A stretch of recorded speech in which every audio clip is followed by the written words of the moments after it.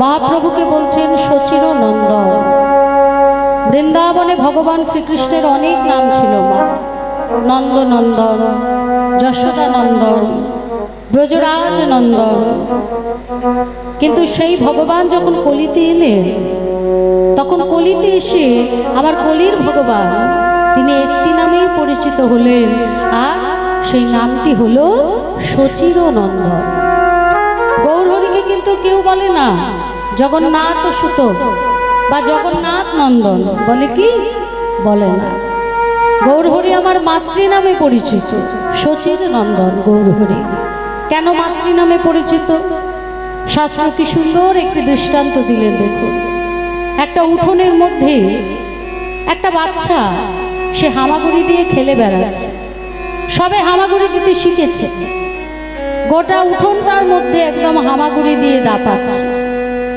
মা রন্ধনশালায় রন্ধন করছে, এদিকে তার পিতা একদম সাদা সুন্দর পোশাক পরে ঘর থেকে বেরোচ্ছে বিশেষ কোনো কাজে যাবে বলে। ছেলেটি যে উঠানের মধ্যে হামাগুড়ি দিচ্ছে, মুখ দিয়ে নালা ঝরছে, আর সেই নালা আর মাটি দুটো মিশে কাদা কাদা হাত হয়ে গেছে।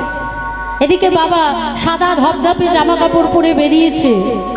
ছোট ছেলেটা বাবাকে চেনে, সে মনে করছে বাবা বেড়াতে যাবে, সেও বাবার সাথে যাবে, তাই একটা হাত নিচে আর একটা হাত উপরে দিয়ে বাবা বাবা বাবা করতে করতে ওই কাদা মাখা হাতটা একদম সাদা পাঞ্জাবির মধ্যে, যেই না সাদা পাঞ্জাবির মধ্যে দাগ লাগিয়ে দিয়েছে বাবা করতে করতে, সঙ্গে সঙ্গে বাবা কি করেছে মা, হাতের নড়াটা ধরে ছেলেটাকে দূরে ফেলে দিয়েছে। একটা শুভ কাজে বেরোচ্ছি, দেখো দেখি, আমার সব নষ্ট করে দিল গো, সাদা জামাটা একদম কাদা কাদা করে দিল, আর এই বাড়ির লোকটাও হয়েছে কেমন। বলি ও সূর্য, কোথায় তুমি? দেখো ছেলে কি সর্বনাশটা করলো আমার। বাবার জামা ময়লা হয়ে গেছে মা, তাই বাচ্চাটার হাত ধরে ফেলে দিয়েছে, আর কাত হয়ে পড়ে এসে মা মা মা মা বলে কাঁদছে। এদিকে তার মা রন্ধনশালায় রন্ধন করছিল, অন্নটা পুড়ে যাবে কি তরকারিটা ধরে যাবে, মায়ের কিন্তু সেদিকে কোনো হুঁশ নেই। ওই যে ছেলের কান্নার আওয়াজ মায়ের কানের মধ্যে পড়েছে, যেই না কান্নার আওয়াজ কানে ঢুকেছে, মা আমার ওই অবস্থায় রান্না ফেলে ছুটতে ছুটতে উঠোনে এসে ছেলেকে বুকের মধ্যে জড়িয়ে ধরে ওই যে মুখে কাদা মাখা, হাতে কাদা মাখা, ওই কাদা মাখা মুখের মধ্যে স্নেহের চুম্বন দিয়ে আমার সোনারে, আমার বাবারে, আমার বাছারে বলে ছেলের কান্না থামাচ্ছে। মায়ের স্পর্শে ছেলের কান্না থেমে গেল। তাহলে বাবা হাত ধরে ফেলে দিল, কিন্তু মা আমার ছেলেকে কোলে তুলে ওই কাদা মাখাই অধরে স্নেহের চুম্বন দিল। এর থেকে আমরা কি সিদ্ধান্তে আসতে পারি মা? আমার মহাপ্রভু বলছেন, তোমরা সকলে হলে আমার সন্তান। ওই সন্তান যতই তোমরা মাখো না কেন কামনার লালা, যতই যতই তোমরা মাখো না কেন বাসনার ধুলো, যতই সবটা মিশে হোক না কেন কাদা কাদা, ওই কাদা মুখে যদি একবার ডাকো আর ওই কাদা হাতে যদি দুটি বাহু তুলে আত্মসমর্পণ করো, বলো দয়াময়, করুণাময়, কৃপাময়, কৃপা করে আমার সব কাদা নিয়ে আমাকে তুমি গ্রহণ করো। তাই গৌরহরি বলছে, আমি দেখি না যে তোমাদের মুখে বাসনার লালা আছে না হাতে কামনার কাদা আছে, আমি এসে কোলে তুলে নিয়ে তোমার সমস্ত কাদা নিয়ে তোমাকে আশ্রয় দিই। আর এই কারণেই আমার গৌরহরি তিনি মাতৃ নামে পরিচিত। সচির নন্দন গোড়া চাঁদ বয়ানে আজি ধবলি শ্যামলি বলি ডাকে ঘরে ঘরে। তা নবদ্বীপের মাঝে ধবলি শ্যামলি কোথায় মা? আজকে যে আমার গৌরহরি ধবলি শ্যামলি ধবলি শ্যামলি বলে ডাকছে, তা কোথায়? আজ কোন ভাবের উদয়? আজ পুরাবের ভাবের উদয় হয়েছে।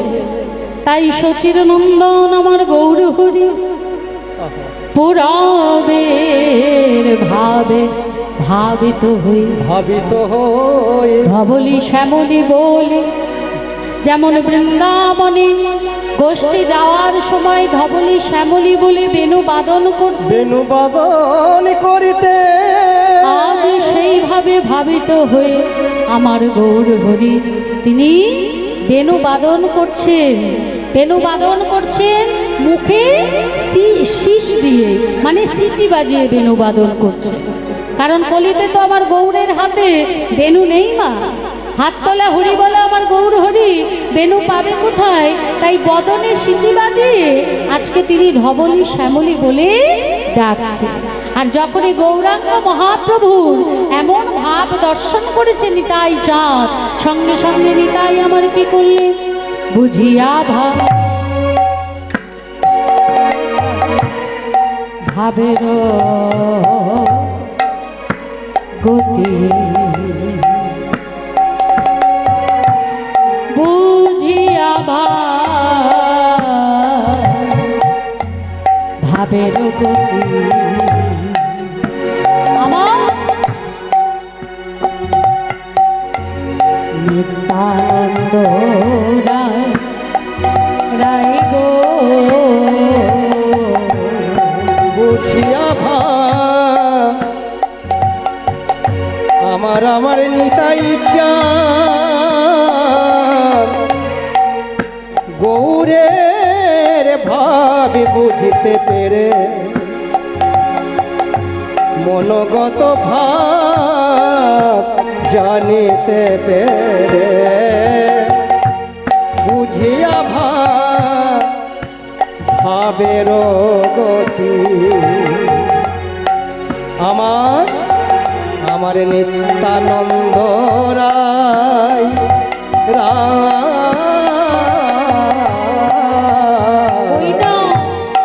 সিংহার শবদ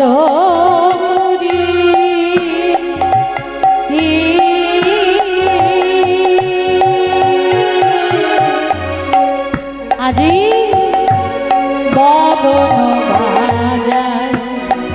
বাজায় গো ওই না সিংহার শবদ করি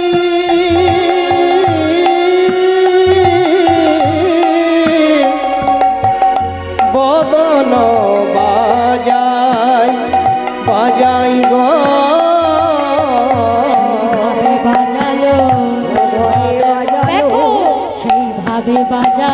সেইভাবে বাজালো যে যেমন ভাবে বাজিয়েছিল সেইভাবে বাজালো, যে যেমন ভাবে বাজিয়েছিল সেইভাবে বাজালো, যে যেমন ভাবে বাজিয়েছিল সেইভাবে বাজালো, যেমন ভাবে বাজিয়েছিল বলো রামের সিংহা যেমন ভাবে বাজিয়েছিল রামের সিংহা যেমন ভাবে বাজিয়েছিল বলরামের সিংহা যেমন ভাবে বাজিয়েছিল বলরামের সিংহা যেমন ভাবে বাজিয়েছিল ওই বলরামের সিংহা যেমন ভাবে বাজিয়েছিল আজ সেইভাবে বাজালো ওগো সিংহার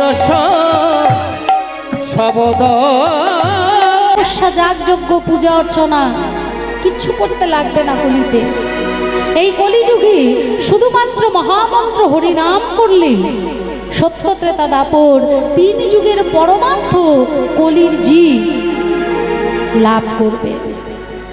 সাধন ভজন এত সহজ করার পরেও কিন্তু মা কলির জীব তা গ্রহণ করলো না। আর গ্রহণ করলো না বলে দিকে দিকে এত অরাজকতা।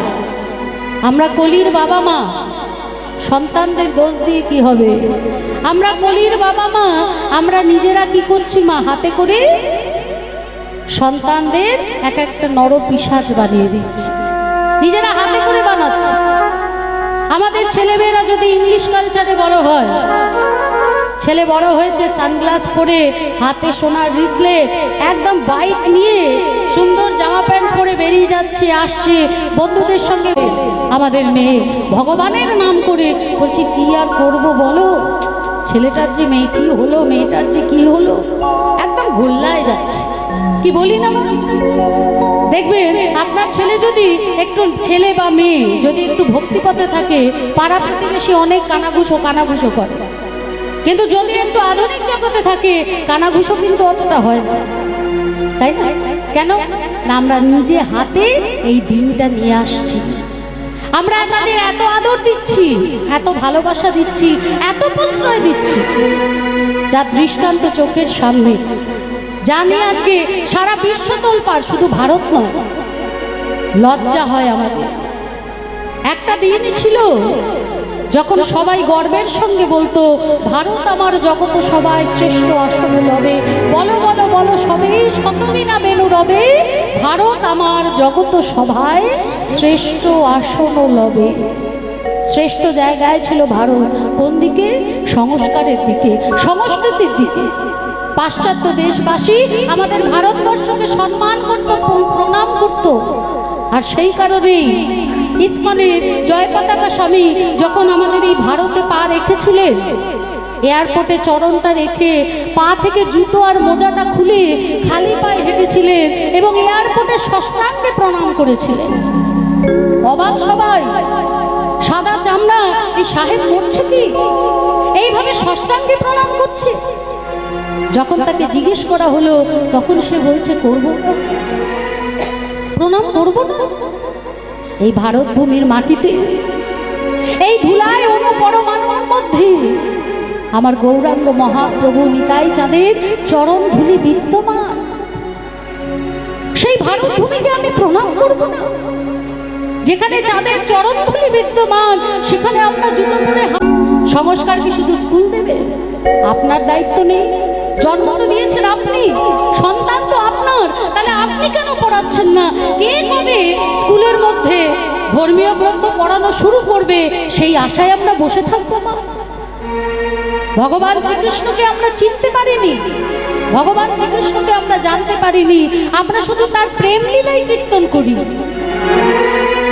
কেন করি না? যেহেতু বৈষ্ণব সমাজ পাঁচটি রসের মধ্যে মধুর রসকে বেশি প্রাধান্য দিয়েছেন, তাই কীর্তনিয়ারা, ভাগবত পাঠকরা ভগবানের মধুর লীলা কীর্তন নিয়েই বেশি আলোচনা করে।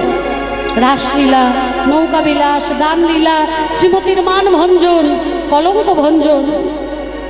কিন্তু ভগবান শ্রীকৃষ্ণের আসল রূপটা কি? তিনি কি বলে গেছেন শ্রীমদ্ ভাগবত গীতাতে? কৃষ্ণ কংসের কারাগারে জন্ম নিল, মা দেবকী পালিত হলো মা যশোমতীর কাছে, সেখানে ধীরে ধীরে বড় হল। একদিকে তিনি যেমন পিতামাতার প্রতি উপযুক্ত সন্তান, উপযুক্ত সন্তানের দায়িত্ব পালন করেছেন, সখাদের সঙ্গে উপযুক্ত বন্ধুত্বের দায়িত্ব পালন করেছিলেন, তার স্ত্রী, তার প্রেমময়ী রাধারানী গোপীদের সঙ্গে যে প্রেম লীলা করেছিলেন সেই মর্যাদাও তিনি রেখেছিলেন, যেখানে ছিল নিষ্কাম প্রেম। যে প্রেম নিষ্কাম হয় তার দৃষ্টান্ত কিন্তু ভগবান শ্রীকৃষ্ণ। আমরা সেটার উল্টো ব্যাখ্যা করি। দেখবেন বলে কৃষ্ণ করলে লীলা, আমরা করলে বিলা ভুল। আর সেই বাণী আমরা কিভাবে গাইব, আমরা কিভাবে করব, আমরা কিভাবে চলবো? কলিযুগে আমার মহাপ্রভু এসে আচরণ করে দেখিয়ে গেছেন, মুখে বলে দেননি, আচরণ করে দেখিয়েছেন। আপনি আচরি ধর্ম জীবের শেখায়, আপনি না আচরিলে শেখানো না যায়। নিতাই গৌরী প্রেমানন্দে হরি বল, হরি বল, প্রেমানন্দে মেতে হরি বল, হরি নাম বন্যা যে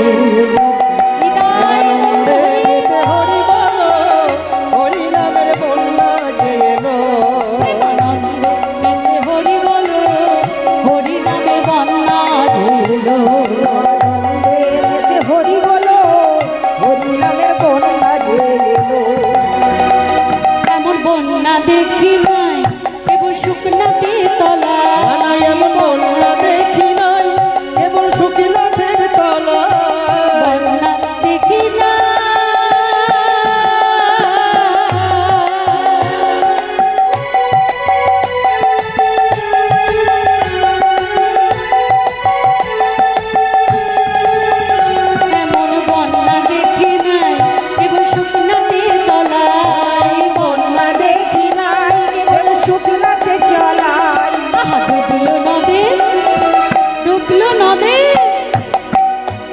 জায়গাটার নাম কি? হ্যাঁ, পলাশি। ও, সেটা আমিও জানি, গত বছরও তো এসেছিলাম। তারপরে এদিকে গানে গেলেও ওই দাদা ভাইয়ের সঙ্গে আমাদের দেখা হয়, আমরা আসি, দেখা করে যাই। আর আমার স্বামীর সঙ্গে তো ফোনে কথা হচ্ছেই।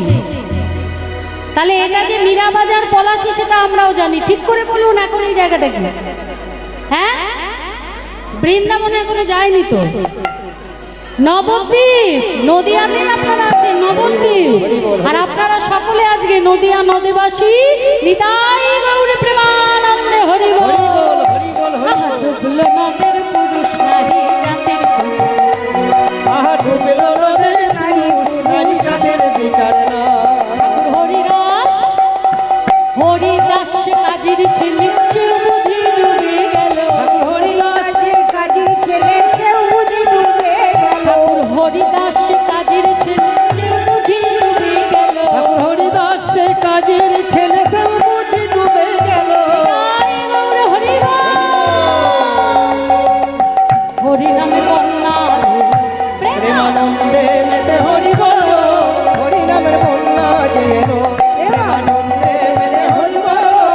হরি নামের বন্যা যে এলো।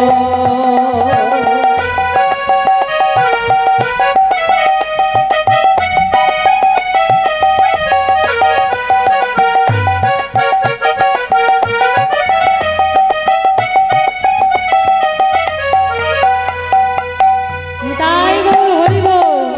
মহাপ্রভু এমন বন্যা আনলেন, সেই বন্যায় নদীয়ার নদীবাসী সকল ভক্তগণ বৈষ্ণবগণ সবাই ডুব দিলেন।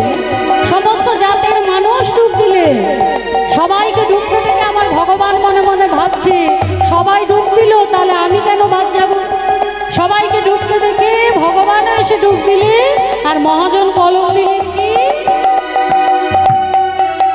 বন্যার যাই বলি হারি তার তরঙ্গ ভারী। ও বন্যার যাই বলি হারি তার তরঙ্গ ভারী। বন্যার যাই বলি হারি